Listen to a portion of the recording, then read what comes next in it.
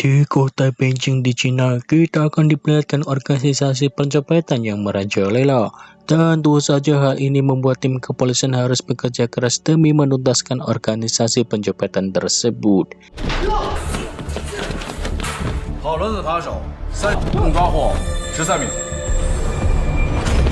前期共抓获打野食扒手6名，抓获赶场扒手共4名。 此次的治安打击活动，市局党委及领导后的社会治安。通过这一次抓获的犯罪分子的情况来看，这是一。 Scene pun berganti, kita akan diperlihatkan di sebuah bus yang mana di sini terjadi aksi pencopetan yang sangat bagus. Bahkan para pencopet tersebut berhasil mengambil barang-barang curian dengan baik tanpa ketahuan sama sekali. Namun ternyata perampok tersebut berhasil barangnya diambil oleh seseorang assassin yang bernama Huo Tao. Tak terima atas kejadian ini, para pencopet mencoba menyerang dan inilah yang terjadi.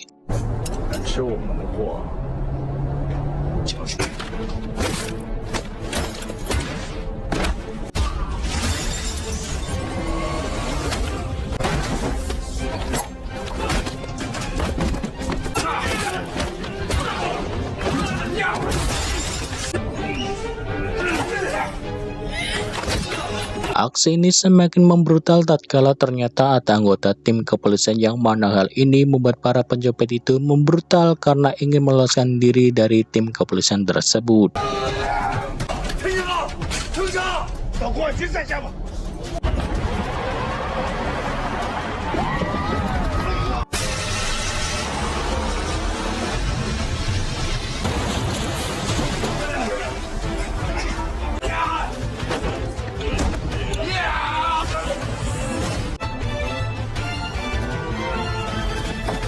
Ya, kini terungkap bahwa organisasi pencopetan tersebut dipimpin oleh Pak B.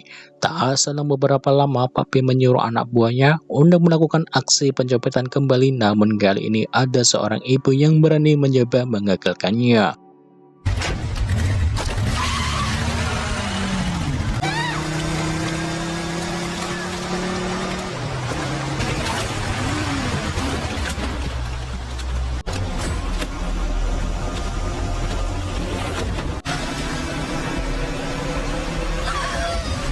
Gara-gara hal tersebut, sang ibu harus dirawat di rumah sakit. Kini anaknya yang bernama Ruo harus merawatnya karena sang ayah selama ini tak kunjung pulang. Aksi pencopetan ini ternyata sudah direncanakan, yang mana hal ini seolah-olah membuat para warga berkumpul. Dengan begitu, para pencopet dengan mudah mengambil barangnya satu persatu. Tak selang beberapa lama, Pak B yang menyamar sebagai pengemis melihat Uwo sedang menuju ke suatu tempat. Karena masih penasaran dengan teknik curiannya dari Uwo, Pak B mencoba mengajak bekerja sama dengan Uwo. Namun sayang, Uwo menolaknya dan inilah yang terjadi. 无名无派，出来混口饭吃着孤魂，这份口粮就当见面礼。寸步难行啊！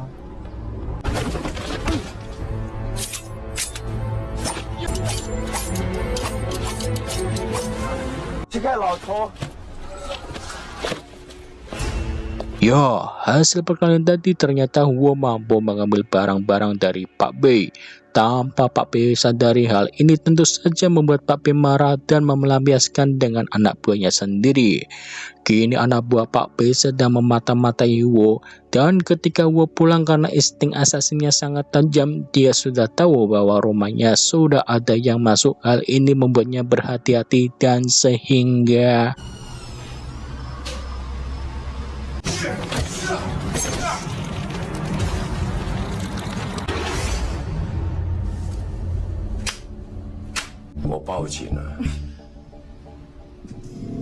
di sini tangan kanan Pak B wanita ini bernama Mei Gui mencoba menjelaskan bahwa Pak B ingin bekerja sama dengan bisnis ini dengan Huo. Namun di sini Huo menyuruh para anak buah Pak B untuk tidak mengganggunya, apalagi masuk ke rumahnya tanpa seisinya. Sebelum pergi, Mei mencoba merayu Huo dengan memberikan nomor Mei kepada Huo dan berkata jika Huo mau bekerja sama, maka semua keinginannya akan didapatkan termasuk dirinya.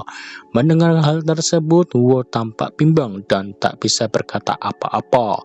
Scene pun berganti di sebuah hiburan malam. Huo melihat seorang pemuda yang sangat mahir dalam aksi pencopetan. Hal tersebut membuat Huo tertarik. Namun tanpa pemuda tersebut sadari, ternyata rampokan tersebut berhasil dicuri oleh Huo. Aksi tersebut sempat terjadi kekacauan yang sangat hebat tatkala yang pelayan tersebut pun didesak oleh seorang karena barang curiannya di saku pelayan tersebut.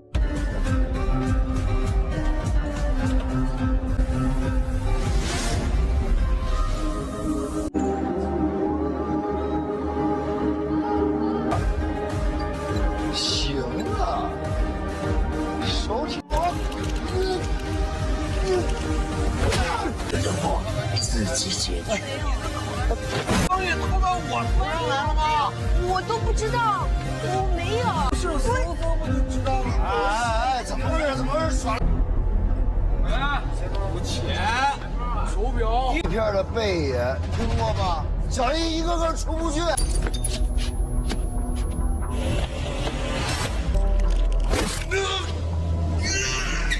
Mendengarkan pemuda pencopet tersebut menyebutkan nama Pak B, Huo segera menyelamatkannya dan terungkap pemuda tersebut bernama Xia Fei. Xia Fei ingin berguru dengan Huo dan di rumah Huo menunjukkan tekniknya dengan cara menyebut jarum dengan cepat tanpa terluka sama sekali. Karena hari sudah malam, Huo memperbolehkan Xia Fei untuk tidur di rumahnya. Keesokan harinya, Huo menghubungi Mei untuk menerima tawarannya. Dan kali ini Huo setuju lantaran dia akan mendapatkan jatah 3 juta dari hasil perampokannya. Dan kini Huo telah datang di kediaman Pak B. Dan tak lama dari itu, Pak B menunjukkan gelang gioknya. Dengan naluri asasinya, Huo mampu mengetahui bahwa giok tersebut adalah palsu.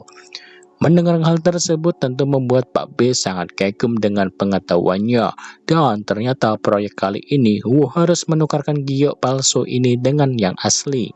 Mendengar hal tersebut, Huo meminta pendapatannya menjadi 5 juta. Pak B pun setuju jika Huo mampu mendapatkannya. Keesokan harinya di sebuah taman, anak buah Pak B melakukan aksi pencopetan kembali dan kali ini Huo berhasil menggagalkan aksi tersebut. Beruntung para polisi datang sehingga nyawa Huo berhasil terselamatkan. Di rel kereta kita dikagetkan ternyata Huo ini adalah seorang polisi yang menyamar dan masuk di organisasi pencopetan tersebut, dan di sini Direktur C memberikan tugas baru kepada Huo. Di malam hari, Xia Fei membawa ke sepatu pinjamannya dan membawakan sebuah minuman untuknya. Namun di sini Huo menolaknya dan menyuruh Xia Fei pergi. Namun tiba-tiba, 别再来。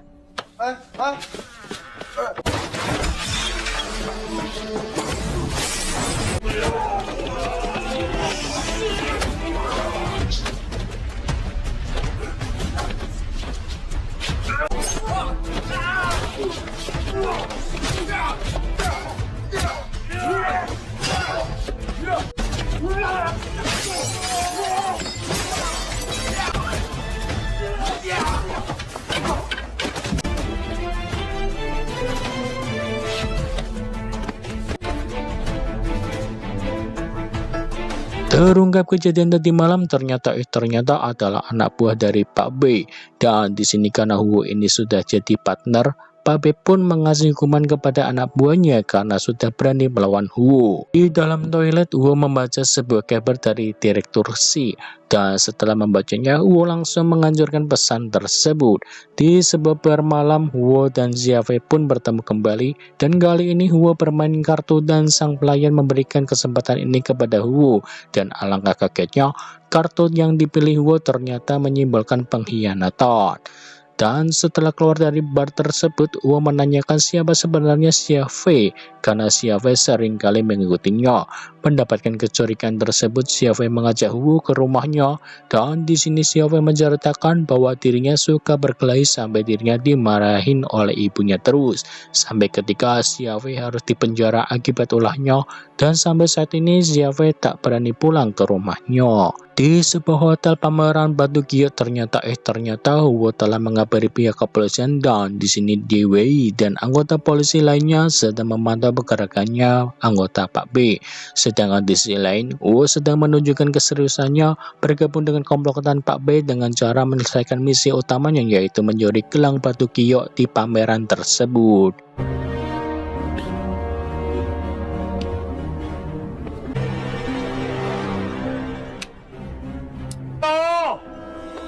大家好，大家好。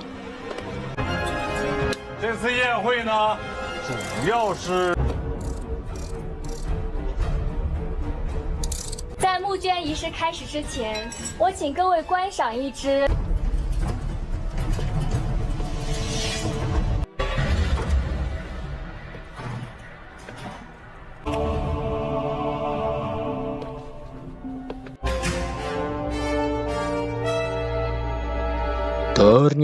Ternyata Pak B beserta anggotanya telah pergi meninggalkan Uwo dari pameran tersebut. Beruntung Uwo mampu kabur dan ditolong oleh Xia Fei. Di sini Xia Fei pun mengaku bekerja di gedung tersebut sebagai satpam. Di malam hari, Uwo mencoba mendatangi rumah yang diceritakan Xia Fei tersebut, dan keesokan harinya Uwo marah dan mengajar anggota Pak B karena Pak B berani meninggalkan dirinya di gedung tersebut. Untuk meredakan emosinya, Pak B mengasih uang dengan jumlah banyak sesuai perjanjian tersebut. 我差点折在那儿，你要我别折，何必呀，兄弟，很疼。那100万，这卡里边。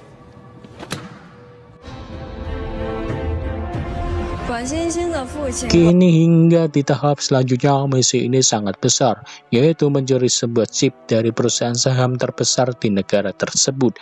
Namun tak lama dari itu, Uwo melihat anaknya tertangkap oleh anak buah Pak B karena sering menggagalkan perampokannya, sehingga Pak B mengasih hukuman memasrahkan anak buahnya untuk memerkaosnya. Di sini Uwo benar-benar dilema kebimbangan. Kalau dia menolongnya, maka misi Uwo akan ketahuan. Sebab itu Uwo melakukan hal tersebut.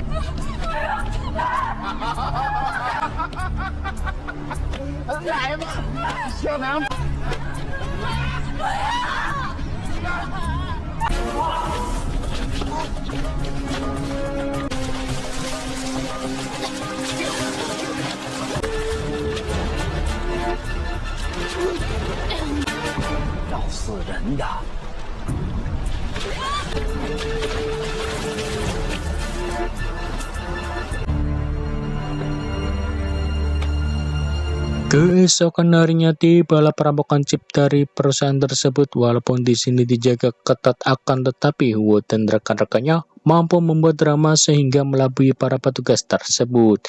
Setelah berhasil mendapatkan chip tersebut, Pak B menyuruh anak buahnya untuk menghabisi Uwo, dan di perjalanan Uwo semakin curiga karena Uwo dibawa ke tempat berbeda dan berpisah dengan mobil Pak B, dan inilah yang terjadi.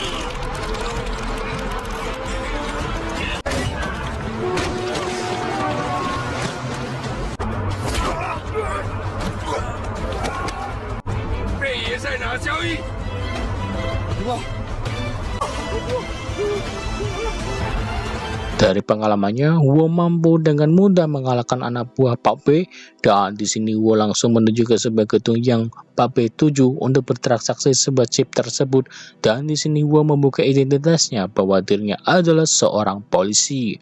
Dan sebelum itu Wo juga membuka identitas Pak B. Ternyata Pak B ini adalah Xiao Fei. Sungguh di luar dugaan, selama ini Pak B melakukan aksi dengan identitas palsu sehingga para polisi sulit menemukan identitas asli tersebut. Wo mampu membuka identitas jati diri Xiao Fei karena di saat Xiao Fei menolong Wo, sepatu yang sama persis dengan Pak B, dan di rumah yang diceritakan Xiao Fei itu adalah palsu. Seorang ibu di sana tinggal sendirian tambah seorang anak. Sebab itu Wo mampu membongkar jati diri Xiao Fei. Di sini sebelum perkelahian termulai, para polisi juga telah mengepung tempat tersebut, namun Xiao Fei mampu melarikan diri. Dengan sigap Wo mampu mengejarnya dan pertarungan pun terjadi.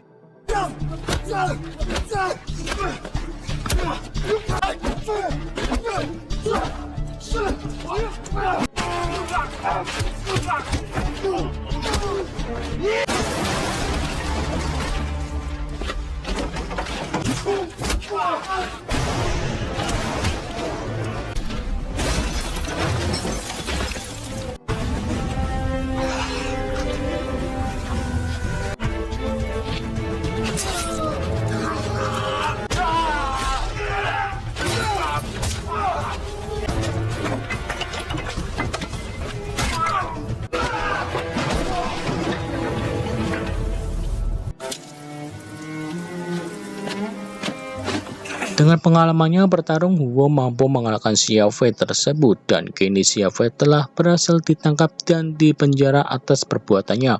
Di akhir film, Wo menjenguk istrinya di rumah sakit dan anaknya, dan film pun tamat.